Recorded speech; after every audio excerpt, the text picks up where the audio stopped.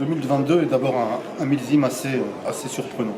Assez surprenant parce que c'est vraiment le millésime qui va mettre en avant la résilience de la vigne par rapport à une météo un peu extrême, où on a vraiment battu des records de sécheresse.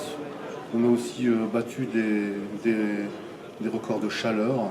Et finalement, on aurait pu s'attendre à un millésime tel que 2009 ou 2003, et on se rend compte que les vins sont beaucoup plus frais que cela. Et c'est donc un millésime de surprise.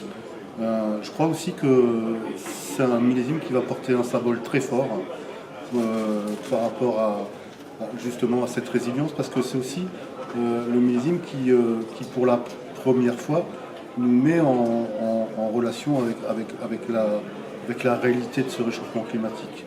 Et un peu comme l'a été 1982 sur le thème de la maturité, 2022 le sera sur le thème de cette nouvelle viticulture à mettre en place.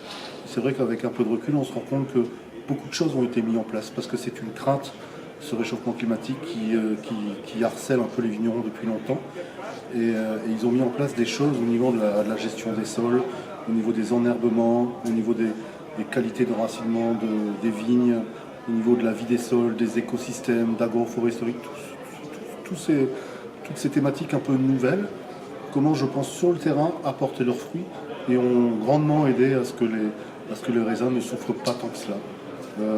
Et ensuite, évidemment, les millésimes de souffrance sont souvent aussi des bons millésimes quand ils peuvent accomplir leur maturité parfaitement, parce que ce sont des raisins qui souffrent et donc qui font des vins qui ont des jolies choses à raconter.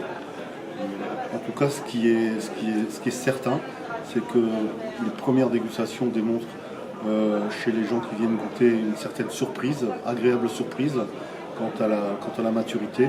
Ils sont surpris par la facilité qu'on a d'appréhender ce millésime, qui est soyeux, qui est presque un peu sensuel, sans angle, mais qui en même temps est très identitaire avec des marqueurs très forts sur les différents types de sols. Je ne sais pas s'il y a un cépage ou un autre privilégié dans ce genre de millésime.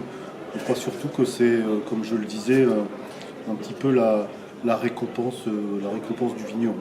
Ça fait partie des nouveaux millésimes de vignerons. Avant, on les qualifiait pour obtenir de la maturité. Maintenant, on va les qualifier pour offrir de la fraîcheur. Il y a aussi une remise en cause stylistique qui est faite à Bordeaux depuis quelques années, parce qu'évidemment, la consommation change.